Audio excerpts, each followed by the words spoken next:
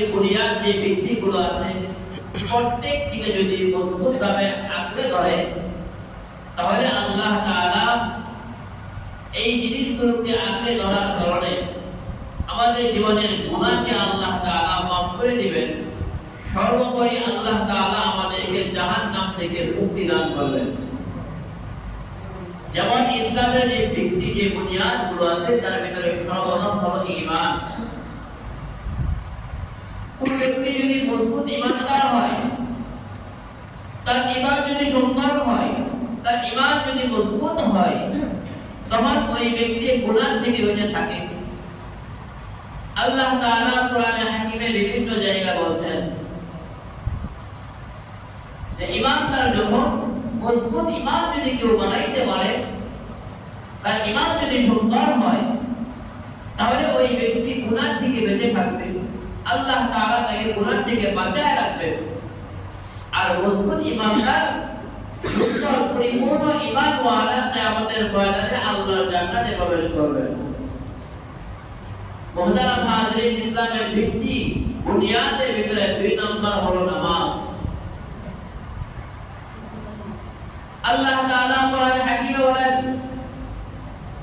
এই নামাজ মানুষকে সমস্ত ফাহিশা কাজ থেকে বিরত রাখবে। কোন ব্যক্তি যদি নামাজের মতো আদায় করতে পারে, নামাজকে যদি সুন্দর করে নামাজ আদায় করে ইহতিমাম ও গুরুত্ব সহকারে খুশু-খুশু সহকারে যদি নামাজ আদায় করতে পারে, আল্লাহ বলেন এই নামাজ ওই ব্যক্তিকে সমস্ত ফাহিশা কাজ থেকে ওই ব্যক্তিকে নামাজ হেফাজত করবে। সুবহানাল্লাহ। তাহলে ইসলামের প্রথম ভিত্তি মানুষকে গুনাহ থেকে বিরত রাখার জন্য ইসলামের দ্বিতীয় ভিত্তি নামাজ। এই নামাজ মানুষকে গুনাহ থেকে বিরত রাখার জন্য, আল্লাহ জান্নাত পর্যন্ত পৌঁছানোর জন্য, জাহান্নাম থেকে মুক্তির জন্য আল্লাহ তাআলা এই নামাজের বিধান জারি করলেন। মুহতারাম হাজিরিন, 3 নম্বরে হলো সিয়াম, রমজান মাসে রোজা রাখা। আল্লাহর হাবিব বলেন আসিয়ামু জান্নাতুন, রোজা হলো ঢাল। এই রোজা মানুষকে জাহান্নাম থেকে বাঁচানোর জন্য ঢাল স্বরূপ হিসেবে ব্যবহার করা হয়। যুদ্ধের ময়দানে যেমন একজন যোদ্ধা নিজেকে প্রতিপক্ষের আক্রমণ থেকে বাঁচার জন্য ঢাল ব্যবহার করে, আল্লাহর হাবিব বলেন রোজাদার এই রোজা কিয়ামতের ময়দানে জাহান্নাম থেকে রোজাদারকে বাঁচানোর জন্য ঢাল হিসেবে ব্যবহার হবে। আল্লাহ তাআলা ঢাল হিসেবে ব্যবহার করবেন। এই রোজা মানুষকে গুনাহ থেকে, জাহান্নাম থেকে এই রোজা মানুষকে বাঁচাবে। মুহতারাম হাজিরিন, তাহলে এই রোজার বিধানও বান্দাকে গুনাহ থেকে দূরে সরানো, গুনাহ থেকে দূরে রাখা এবং সর্বোপরি আল্লাহ জাহান্নাম থেকে মুক্তির জন্য এই রোজার বিধানকেও নাযিল করা হয়েছে। মুহতারাম হাজিরিন, চতুর্থ বিধান হজ।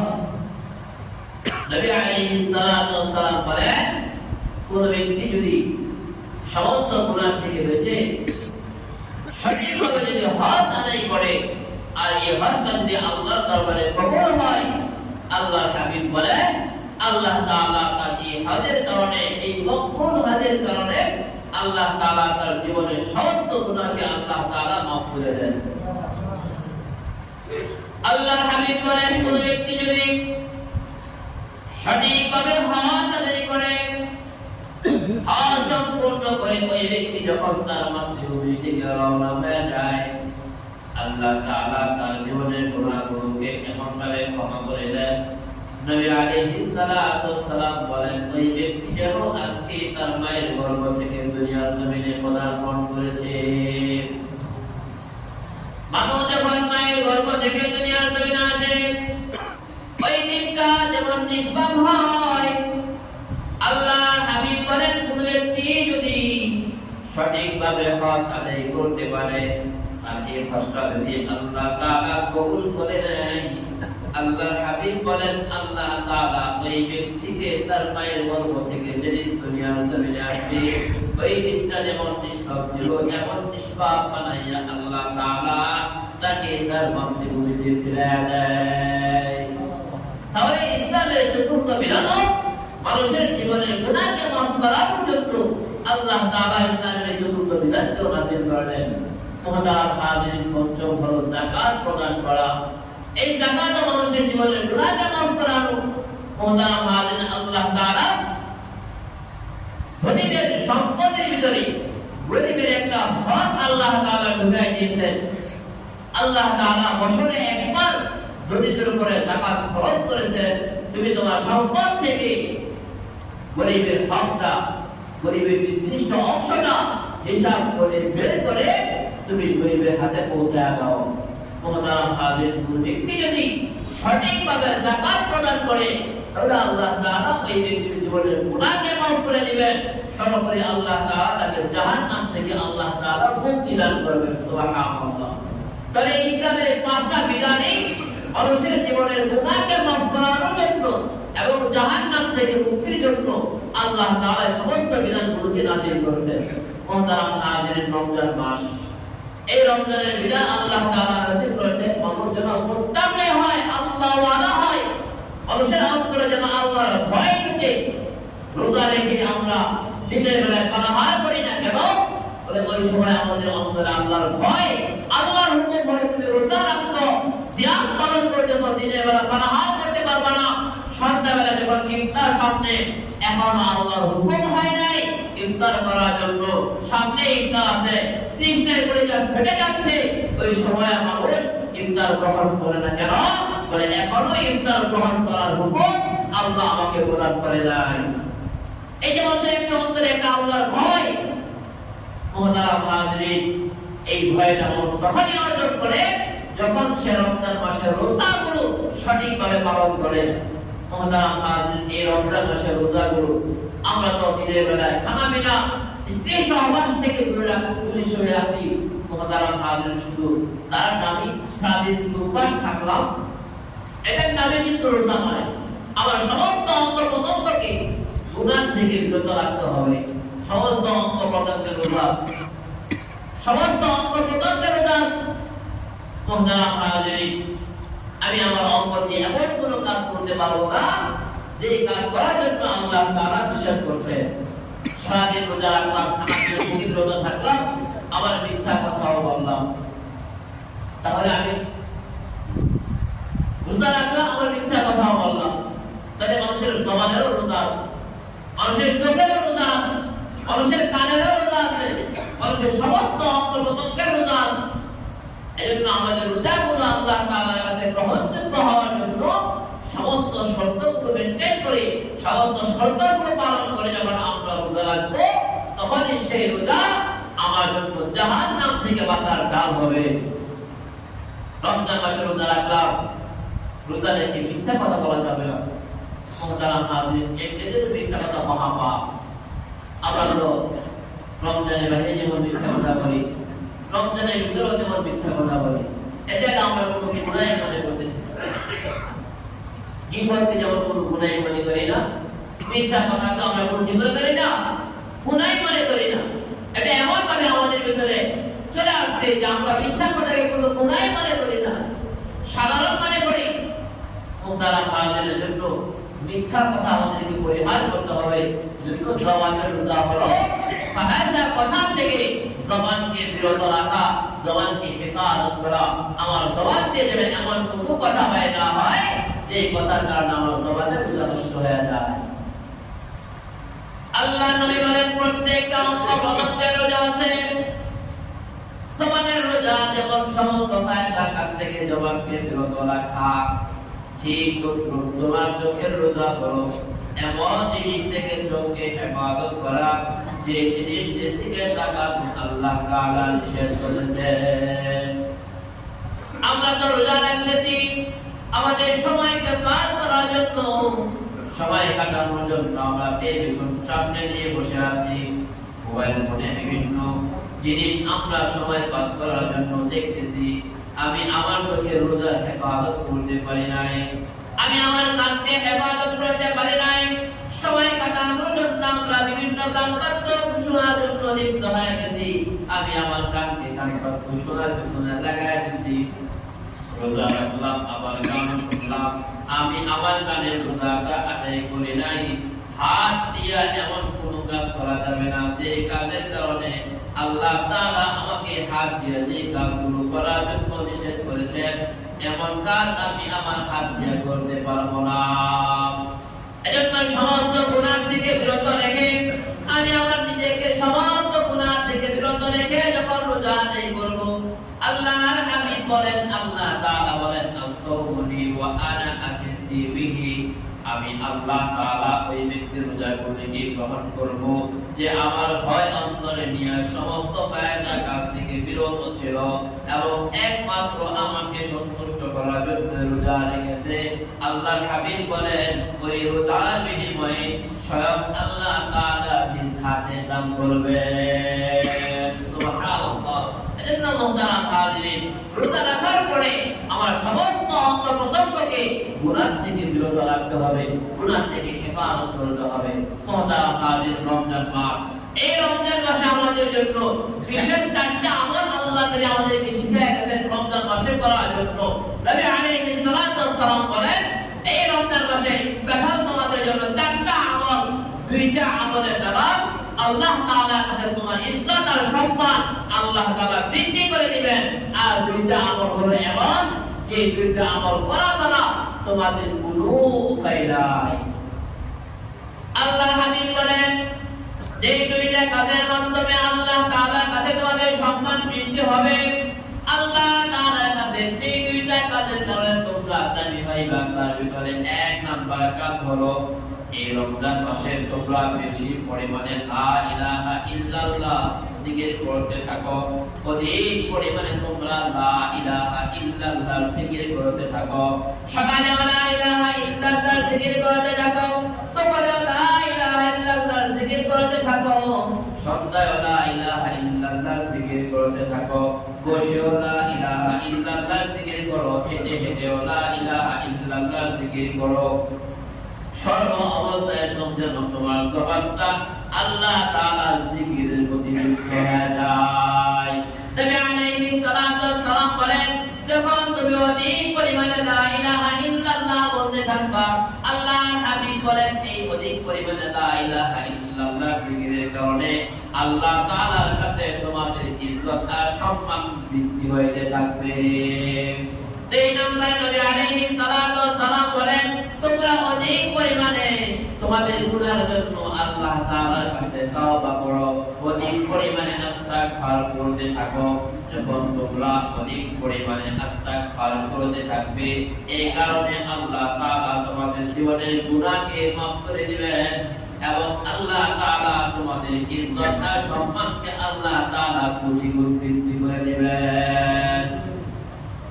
আমার বন্ধুরা, আমাদের জীবনের গুনাহের জন্য আল্লাহ তাআলার কাছে তওবা করতে হবে। এটা জীবনের গুনাহগুলো আল্লাহ তাআলা ছাড়া অন্য কেউ মাফ করতে পারবে না। যদি আমরা অধিক পরিমাণে এই আমলগুলো করতে পারি, আল্লাহ তাআলার কাছে আল্লাহ তাআলা আমাদের ইজ্জত আর সম্মানকে আল্লাহ তাআলা দিনে দিনে বৃদ্ধি করে দিবেন। এজন্য সব সময় আস্তাগফিরুল্লাহ পড়া, চলতেও আস্তাগফিরুল্লাহ করব, বসতেও আস্তাগফিরুল্লাহ পড়তে থাকবো, চলাফেরা সর্ব অবস্থায় আস্তাগফিরুল্লাহ পড়তে থাকবো। তাদের ভিতরে একটা ঘটনা দেখেন, আমাদের যে চারজন ইমাম আছে তার ভিতরে একজন ইমাম হলো ইমামে আহমদ ইবনে হাম্বল রাহমাতুল্লাহ আলাইহি। ইমাম আহমদ ইবনে হাম্বল রাহমাতুল্লাহ আলাইহি আমাদের একটা ঘটনা হলো, ইমাম আহমদ ইবনে হাম্বল রাহমাতুল্লাহ আলাইহি কোথাও সফরে বের হয়েছে, গভীর রজনীতে এশারের সালাত আদায় করে একটা মসজিদের ভিতরে শীতের দিন অবস্থান করার জন্য তিনি মসজিদের ভিতরে প্রবেশ করলেন। খাদেম ডাক দিয়ে বলেন, মুসাফির ভাই, আমাদের মসজিদের ভিতরে কোনো মুসাফির খানা নাই, তোমাকে মসজিদ থেকে বের হয়ে যেতে হবে, আমি মসজিদটা তালা মেরে দেব। খাদেম চিনতে পারে নাই উনি হলো শ্রেষ্ঠ আলেম ইমাম আহমদ ইবনে হাম্বলকে চিনতে পারে নাই। ইমাম আহমদ ইবনে হাম্বল খাদেমের কথা শুনে মসজিদ থেকে বের হয়ে রাস্তা দিয়ে হাঁটতে হাঁটতে একটা বাজারের গলির ভিতরে চলে গেলেন। ইমাম আহমদ ইবনে হাম্বল যখন বাজারের গলির ভিতরে প্রবেশ করলেন, দেখলেন একটা তন্দুরওয়ালা, সে রাত্রে বেলায় তন্দুরের চুলার ভিতরে তন্দুরের রুটি বানাইতেছে, সে দোকানদারি করতেছে। ইমাম আহমদ ইবনে হাম্বল আস্তে আস্তে ওই দোকানদারের নিকট গিয়ে বলে, ভাই আমি একজন মুসাফির মানুষ, এই এলাকায় আমার পরিচিত কেউ নাই, মসজিদে রাত্রটা অবস্থান করার জন্য গিয়েছিলাম, আমাকে মসজিদে থাকতে দেওয়া হয় নাই, তুমি যদি অনুমতি দাও এই শীতের রাত্রের ভিতরে আমি তোমার তুত্তরের চূড়ার পাশে বসে তুত্তরের এই আগুন পোয়াইতে রাত্রটা শেষ করে দিব, সকাল হলে আমি চলে যাব। দোকানদার ডাক দেওয়ার মুসাফির ভাই, তুমি আমার চুলার পাশে বসে আগুন পোয়াইলে আমার কোনো ক্ষতি হবে না, ঠিক আছে তুমি অবস্থান করতে পারো। ইমাম আহমদ ইবনে হাম্বল তো আগুন পোয়ায় আর লক্ষ্য করলেন এই যে দোকানদার যখন রুটি বেলতে থাকে তখন তার জবান দিয়ে উচ্চারণ হইতে থাকে আস্তাগফিরুল্লাহ। হাত দিয়ে রুটি বানায় আর জবান দিয়ে বলে আস্তাগফিরুল্লাহ। আবার যখন চুলার ভিতরে রুটি বানায় তখন বলে আস্তাগফিরুল্লাহ। আবার যখন এই রুটিটা চুলা থেকে বাইরে করে তখন বলে আস্তাগফিরুল্লাহ। এই রুটিটা যখন মানুষের সামনে পরিবেশন করে তখন বলে আস্তাগফিরুল্লাহ। আবার ওই মানুষ যখন টাকা দেয় তখন বলে আস্তাগফিরুল্লাহ। তার জবান দিয়ে শুধু আস্তাগফিরুল্লাহ উচ্চারণ হয়, অন্য কোনো বাক্য তার জবান দিয়ে বের হয় না। দীর্ঘক্ষণ পর্যন্ত লক্ষ্য করলেন দোকানদার শুধু আস্তাগফিরুল্লাহ পড়ে। ইমাম আহমদ ইবনে হাম্বল রাহমাতুল্লাহ আলাইহি কৌতূহলবশত জিজ্ঞাসা করলেন, দোকানদার ভাই, দীর্ঘক্ষণ পর্যন্ত আমি তোমার পাশে বসে আছি, আমি লক্ষ্য করলাম তুমি যখন রুটি বানাও তখন তোমার জবান দিয়ে বলো আস্তাগফিরুল্লাহ, যখন রুটিটা চুলার ভিতর থেকে বের করো তখন বলো আস্তাগফিরুল্লাহ, যখন এই রুটিটা মানুষের সামনে পরিবেশন করো তখন বলো আস্তাগফিরুল্লাহ, আবার যখন মানুষ তোমাকে টাকা দেয় তখন তুমি বলো আস্তাগফিরুল্লাহ। আমরা তো জানি মানুষ কোনো কাজ করার সময় বিসমিল্লাহ বলে, তুমি আস্তাগফিরুল্লাহ কেন বলো? ওই দোকানদার জবাব দেয়, ভাই আমি এই আস্তাগফিরুল্লাহ বলে জীবনে এমন জিনিস অর্জন করেছি যা আল্লাহ তাআলা অন্য কাউকে দান করে নাই। ইমাম আহমদ ইবনে হাম্বল রাহমাতুল্লাহ আলাইহি বলেন, তুমি আস্তাগফিরুল্লাহ বলে এমন কি জিনিস অর্জন করেছো? ওই ব্যক্তি দোকানদার ডাক দিয়ে বলেন, আমি যেদিন থেকে এই আমলটা শুরু করে দিয়েছি ওই দিন থেকে নিয়ে আজ পর্যন্ত আমার জীবনে এমন কোনো দোয়া নাই যে দোয়াটা আল্লাহ তাআলা কবুল করে নাই। সুবহানাল্লাহ। দোকানদার বলে, যেদিন থেকে আমি আমলটা শুরু করেছি ওই দিন থেকে আল্লাহ তাআলার কাছে হাত তুলে আমি যা দোয়া করি আল্লাহ তাআলা সঙ্গে সঙ্গে আমার দোয়াকে কবুল করে। আজ পর্যন্ত কোনো দোয়া আমার বৃথা যায় নাই। আমি আল্লাহর কাছে চাইছি, আল্লাহ তাআলা আমাকে দেয় নাই এমন হয় নাই, কিন্তু আমার জীবনের একটা দোয়া এখনো আল্লাহ তাআলা কবুল করে নাই। জানি না আমার মৃত্যুর আগে কবুল হবে কিনা। ইমাম আহমদ ইবনে হাম্বল রাহমাতুল্লাহ আলাইহি কৌতূহলবশত জিজ্ঞাসা করলেন, কোন দোয়াটা তোমার কবুল হয় নাই? ওই দোকানদার ডাক দিয়ে বলেন, আমি শুনেছি আমাদের জমানার ভিতরে সবচেয়ে বড় আলেম হলো ইমাম আহমদ ইবনে হাম্বল, কিন্তু আমি আজ পর্যন্ত কোনোদিন ওনাকে দেখি নাই।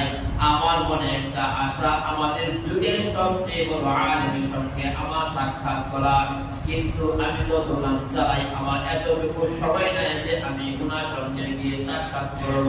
আমি আল্লাহ তাআলার কাছে বহু দোয়া করেছি, আল্লাহ যেন মৃত্যুর আগে ইমাম আহমদ ইবনে হাম্বলের সঙ্গে আমার সাক্ষাৎ ঘটায় দেয়। দোকানদার ডাকতে বলে, জানি না মৃত্যুর আগে আমার দোয়াটা কবুল হয় কিনা। সেই কথা শোনার সঙ্গে সঙ্গে ইমাম আহমদ ইবনে হাম্বল রাহমাতুল্লাহ আলাইহি দোকানদারকে বুকে জড়ায় নিয়ে ডাকতে বলে, দোকানদার ভাই, তোমার এই দোয়াটা আল্লাহ তাআলা এই মুহূর্তে কবুল করে দিয়েছে। ইমাম আহমদ ইবনে হাম্বল রাহমাতুল্লাহ আলাইহি বলেন, আমি হইলাম যুগশ্রেষ্ঠ আলেম ইমাম আহমদ। এই যুগের ভিতরে সবচেয়ে বড় আলেম হলো ইমাম আহমদ। তুমি আমাকে দেখার জন্য আল্লাহর কাছে দোয়া করেছিলে, আল্লাহ তাআলা তোমার দোয়া কবুল করে এবং সম্মান ইজ্জত আর সম্মান আল্লাহ তাআলা তোমাকে দান করেছে। আমার সঙ্গে সাক্ষাৎ করার জন্য আল্লাহ তাআলা তোমাকে আমার দরবারে না গিয়া আমাকে আল্লাহ তাআলা তোমার দরবারে পাঠিয়ে দিয়েছে। সুবহানাল্লাহ। আল্লাহ তাআলা একজন সে আল্লাহ তাআলার কাছে যখন এই আমল করছে আল্লাহ তাআলা তার জীবনের ভিতরে পরিবর্তন বানায় দিয়েছে। আল্লাহর কাছে যা চায় আল্লাহ তাই দান করে। যুগ শ্রেষ্ঠ একজন আলেমকে আল্লাহ তাআলা তার ওই রুটিওয়ালা দরবারে পাঠায় দিয়েছে। আল্লাহ চাইলে রুটিওয়ালাকে ইমাম আহমদ ইবনে হাম্বলের দরবারে নিতে পারতেন, কিন্তু আল্লাহ তাআলা তা না করে ইমাম আহমদ ইবনে হাম্বলকে রুটিওয়ালার নিকট এনে আল্লাহ তাআলা সাক্ষাৎ করায় দিয়েছেন। সুবহানাল্লাহ। খুদার হাজির হলে আমরা যদি আমল করি আল্লাহ তাআলার কাছে আমাদের ইজ্জত আর সম্মান আল্লাহ তাআলার কাছে কি হবে? বৃদ্ধি হয়ে যাবে। এজন্য মুহতারাম হাজির, আল্লাহর হাবিব বলেন দুইটা আমল হলো এমন যে দুইটা কাজের দ্বারা আল্লাহ তাআলার কাছে তোমাদের সম্মান বৃদ্ধি হবে। একটা হলো অধিক পরিমাণে লা ইলাহা ইল্লাল্লাহ পাঠ করা, দুই নম্বর হলো চলতি ফিরতে আস্তাগফিরুল্লাহ বলা।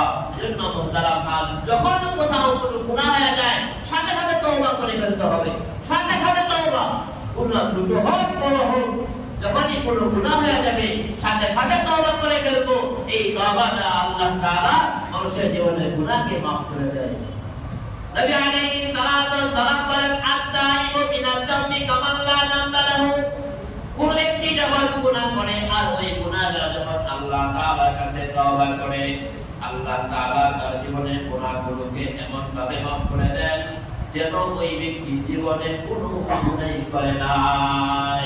মানুষ যখন গুনাহ করে আর যখন সে আল্লাহ তাআলার কাছে তওবা করে, এই গুনাহটা তার আমলনামায় যখন লেখা হয়ে গেছে, আর মানুষ যখন আল্লাহ তাআলার কাছে তওবা করলো তখন তার আমলনামা থেকে এই গুনাহটাকে মুছে দেওয়া হয়। এখন আমলনামা থেকে যখন গুনাহটাকে মুছে দেওয়া হলো, আমলনামা এখন কি হয়ে গেছে? খালি হয়ে গেছে, ফাঁকা হয়ে গেছে। আল্লাহর হাবিব বলেন আল্লাহ তাআলা ওই ফাঁকা জায়গাটাকে নেক দিয়ে পরিপূর্ণ করে দেন। সুবহানাল্লাহ।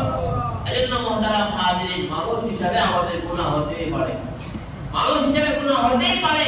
এজন্য গুনাহ হয়ে যাওয়ার সঙ্গে সঙ্গে কাল বিলম্ব না করে আমরা আল্লাহ তাআলার কাছে তওবা করে ফেলবো। মুহতারাম হাজির, নবী আলাইহিস সালাতু ওয়াস সালাম বলেন আর দুইটা কাজ হলো এমন যে দুইটা কাজ করা ছাড়া তোমাদের কোনো উপায় নাই। তার ভিতরে এক নম্বর হলো তোমরা আল্লাহ তাআলার কাছে জান্নাত প্রার্থনা করো, আল্লাহ তাআলার কাছে জান্নাত চাও। আল্লাহ তাআলা আমাদেরকে জান্নাত দেওয়ার জন্য আল্লাহ তাআলা প্রস্তুত হয়ে আছেন। আল্লাহ তাআলা মানুষের জীবনে গুনাহ মাফ করে মানুষকে জান্নাত দেওয়ার জন্য আল্লাহ তাআলা সর্বাবস্থায় প্রস্তুত হয়ে আছেন। মুহতারাম হাজির, আল্লাহ তাআলা পাহারা নামাজ করে বান্দার গুনাহ মাফ করার যে কোনো একটা ওসিলা পাওয়া যায়। এজন্য মুহতারাম হাজিরিন, আল্লাহ তাআলার কাছে হাত তুলে জান্নাত চাইবো, জান্নাতুল ফেরদাউসের জন্য আল্লাহ তাআলার কাছে দোয়া করব। আল্লাহর হাবিব বলেন যখন তোমরা আল্লাহর কাছে জান্নাত চাও, জান্নাতুল ফেরদাউসের জন্য আল্লাহ তাআলার কাছে দোয়া করো। দুই নাম্বার হলো জাহান্নাম থেকে আল্লাহ তাআলার কাছে মুক্তি চাইবে। কারণ আল্লাহ তাআলা জাহান্নামে পাঠানোর জন্য, জাহান্নামে দেওয়ার জন্য আল্লাহ তাআলা আমাদের কি করেন নাই? বাগান নাই। আল্লাহ তাআলা মায়ের গর্ভে ধীরে ধীরে 10 মাস 10 দিন মায়ের গর্ভে রেখে আল্লাহ তাআলা ধীরে ধীরে পুত্রকে হাতে আল্লাহ তাআলা আমাদেরকে বানাইছেন জাহান্নামে ফেলে দেওয়ার জন্য নয়। কিতাবের ভিতরে ঘটনা আছে, আল্লাহর নবী হযরত ইউনূস আলাইহিস সালাতু ওয়াস সালামকে আল্লাহ তাআলা একজন কুমার, সে মাটির পাতিলা বানাইয়া বিশাল জাল দিয়ে রাখছে। আল্লাহ তাআলা পয়গম্বর ইউনূস আলাইহিস সালাতু ওয়াস সালামকে বললেন, পয়গম্বর এই যে কুমার মাটির পাতিলা বানাইয়া জাল দিয়ে রাখছে, আপনি যান ওই কুমারকে গিয়ে বলেন সে যে মাটির পাতিলা গুলো বানাইয়া জাল দিয়ে রাখছে ওখান থেকে একটা ভালো পাতিলা সে যেন তার নিজ হাতে ভেঙে ফেলে। সে যেন ওখান থেকে একটা পাতিলা কি করে নিজ হাতে ভেঙে ফেলে। পয়গম্বর ইউনূস আলাইহিস সালাতু ওয়াস সালাম ওই কুমারের কাছে গিয়ে বলেন, ভাই কুমার, তুমি যে এই পাতিলাগুলো বানাইছো এখান থেকে একটা ভালো পাতিলা তুমি নিজ হাতে ভেঙে ফেলো। জবাবে পয়গম্বর ইউনূস আলাইহিস সালাতু ওয়াস সালাম এই কথা বলার সঙ্গে সঙ্গে কুমার বলে, আপনি কি পাগল হয়েছেন? আমি কত মহব্বত করে, কত আদর দিয়া, ভালোবাসা দিয়া আমি এই জিনিসগুলোকে ধরছি ভেঙে ফেলার জন্য, আপনি কি আমাকে পাগল মনে করেন? আমি তো মহব্বত দিয়া এই পাতিলাগুলো আমি বানাইছি, আমি আমার নিজ হাতে কষ্ট করে বানাইছি, ভাঙার জন্য কি করি নাই? বানান নাই। কুমার যখন এই জবাব দিলেন, আল্লাহ তাআলা পয়গম্বর ইউনূস আলাইহিস সালাতু ওয়াস সালামকে ডাক দিয়ে বলেন, পয়গম্বর আমি আমার হাতে গড়া মানুষ, 10 মাস 10 দিন মায়ের গর্ভে রেখে ধীরে ধীরে আমি আল্লাহ তাআলা তাদেরকে মোহাম্মত দিয়া আদর দিয়া দেওয়া দিয়া আমি আল্লাহ তাআলা তার মায়ের গর্ভে রেখে তাকে বড় করছি। আমি আল্লাহ তাআলা মানে রূহ দিলাম। আমি আল্লাহ তাআলা তাকে ওখান থেকে দুনিয়ার জমিনে পাঠাইলাম। আমি আল্লাহ তাআলা দুনিয়ার কোন জিনিস আল্লাহ তাআলা স্বয়ং নিজ হাতে বানান নাই। আল্লাহ তাআলা মানুষকে আল্লাহ তাআলা স্বয়ং নিজ হাতে আল্লাহ তাআলা মানুষকে বানাইছেন। সুবহানাল্লাহ সুবহানাল্লাহ। আল্লাহ তাআলা জানতে বলেন পয়গম্বর আমি আল্লাহ তাআলা তার মায়ের গর্ভের ভিতরে 10 মাস 10 দিন রেখে একদিন 2 দিন নয় আমি আল্লাহ 10 মাস 10 দিন তার মায়ের গর্ভে রেখে আস্তে আস্তে ধীরে ধীরে মহব্বত দিয়া ভালোবাসা দিয়ে আমি আল্লাহ মানুষকে তৈরি করলাম। মানুষকে আমি আল্লাহ তার মায়ের গর্ভের ভিতরে তৈরি করে 10 মাস 10 দিন পরে দুনিয়ার জমিনে পাঠাইলাম। আমি আল্লাহ এত মহব্বত এত মায়া আর মহব্বত দিয়ে মানুষকে এজন্য তৈরি করি নাই আমি আল্লাহ মানুষগুলোকে জাহান্নামের আগুনের ভিতরে ফেলে দেব। জাহান্নামের আগুনের ভিতরে ফেলানোর জন্য আমি আল্লাহ মহব্বত দিয়ে বানাই নাই। আল্লাহ তাআলা বলেন ওই কুমার যেমন তার নিজ হাতে বানানো একটা পাতিলা সে ইচ্ছা করে বানাতে নাই। আল্লাহ বলেন ঠিক তদ্রুপ আমি আল্লাহ ইচ্ছা করে আমি আল্লাহ যে মানুষকে মহব্বত দিয়ে বানাইলাম আমি আল্লাহ ওই মানুষকে জাহান্নামে ফেলে দেওয়ার জন্য বানান নাই। আল্লাহ বলেন আমি আল্লাহ ওই মানুষগুলোকে জাহান্নাম থেকে মুক্তির জন্য আমি আল্লাহ তাআলা উসিলা তালাশ করে করে মানুষদেরকে আমি আল্লাহ জাহান্নাম থেকে মুক্তি দিয়া আমি আল্লাহ আমার জান্নাতের ভিতরে প্রবেশ করাবো। সুবহানাল্লাহ। এটা মুহতারাম হাজির আল্লাহর হাবিব বলেন তোমরা এই রমজান মাসে অধিক পরিমাণে আল্লাহ তাআলার কাছে জাহান্নাম থেকে মুক্তি প্রার্থনা করো। জান্নাতের জন্য আল্লাহ তাআলার কাছে যাও, জান্নাত চাও আর জাহান্নাম থেকে মুক্তি প্রার্থনা করো। এজন্য মুহতারাম হাজির জান্নাত আল্লাহ তাআলা বানাইছেন মানুষকে দেওয়ার জন্য। প্রত্যেকটি মানুষের জন্য জান্নাত বরাদ্দ আছে। আমি যদি ওই উপযুক্ত হতে পারি আল্লাহ তাআলা আমাকে জান্নাত দান করবেন। আর আমি যদি জান্নাতের উপযুক্ত হতে না পারি তাহলে আমার স্থানটা কোথায় হয়ে যাবে?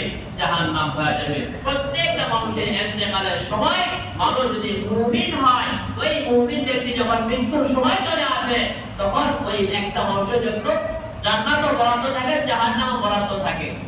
উভয়টাই বরাদ্দ থাকে। জান্নাত আছে জাহান্নাম আছে। এখন আপনার কর্মের কারণে আপনি জান্নাতে যাবেন আবার আপনার কর্মের ফলের কারণে আপনাকে জাহান্নামে নিক্ষেপ করা হবে। যদি দুনিয়াতে ভালো কাজ করতে পারি নেক কাজ করতে পারি তাহলে মৃত্যুর সময় যখন আজরাইল আলাইহিস সালাতু ওয়াস সালাম আমাদের রূহ কবজা করার জন্য আসবে সর্বপ্রথম আমার সামনে জাহান্নামটা তুলে ধরবেন, ডাক দিয়ে বলবেন ও আল্লাহর গোলাম আল্লাহর বান্দা তুমি দুনিয়াতে নেক আমল করছো নেক কাজ করছো যদি নেক কাজ না করে দুনিয়াতে বদ কাজ করতা খারাপ কাজ করতা তোমার খারাপ কাজের সংখ্যা যদি বেশি হইতো তাহলে তোমার স্থানটা এই জাহান্নামটা তোমার জন্য বরাদ্দ ছিল। এই জাহান্নামটা তোমার জন্য বরাদ্দ ছিল। যেহেতু তুমি দুনিয়াতে নেক আমল বেশি করছো আল্লাহর গোলামি বেশি করছো এজন্য তোমার স্থানটা এই জাহান্নাম থেকে মুক্তি দিয়া তোমাকে আল্লাহর ওই জান্নাত তার জন্য যে জান্নাতটা বরাদ্দ আছে এই জান্নাতটা তার সামনে তুলে দেওয়া হয়। দেখো তোমার স্থান হবে এই জান্নাত। তোমার নেক আমলের কারণে আল্লাহ তাআলা তোমার উপর সন্তুষ্ট হইয়া তোমার জন্য এই জান্নাতটা বরাদ্দ রাখছেন। তোমার মৃত্যুর সঙ্গে সঙ্গে তুমি এই জান্নাতের ভিতরে প্রবেশ করবা। মুহতারাম হাজির যখন মুমিনের সামনে জান্নাত তুলে দেওয়া হয় তখন মৃত্যুর কষ্ট আর তার কাছে কোনো কষ্টই মনে হয় না। সে জান্নাতে নাচতে এবং দেখতে দেখতে ব্যস্ত। অনেক মানুষ দেখা যায় মৃত্যুর সময় তার মুখের অবস্থাটা এমন হয় যেন তার চেহারা একটা হাসি লেগে আছে বলে সেই জান্নাতে নাচতে এমন দেখা তার চেহারায় হাসি চলে আসে আর এমন সময় তার মৃত্যু হয়ে যায় বলে মৃত্যুর কষ্ট বোঝে না। জান্নাতে নাচতে এবং দেখতে দেখতে আল্লাহর বান্দা দুনিয়া থেকে বিদায় নিয়ে চলে গেছে। এজন্য মুহতারাম হাজিরিন আল্লাহ তাআলা এই রমজান মাস পর্যন্ত আমাদের হায়াতকে বৃদ্ধি করেছেন। রমজান মাসে প্রত্যেকটা আমলের সওয়াব অনেক বেশি। এজন্য মুহতারাম হাজিরিন আমরা বেশি বেশি আল্লাহ তাআলার কাছে দোয়া করব। নবী আলাইহিস সালাতু ওয়াস সালাম বলেন এই রমজান মাসে প্রত্যেকটা মানুষের প্রত্যেকটা মুমিনের একটা দোয়া এমন যে দোয়াটা আল্লাহ তাআলা কবুল করবেই। দৈনিক প্রত্যেকটা মানুষের একটা দোয়া এমন হয় যা কবুল করাই হবে। মুহতারাম হাজির রমজান মাস আসছে দোয়া তো আমরা করি নামাজও পড়তে মনে চায় না দোয়াও করতে মনে চায় না। এজন্য মুহতারাম হাজির বেশি বেশি রমজান মাসে দোয়া করব।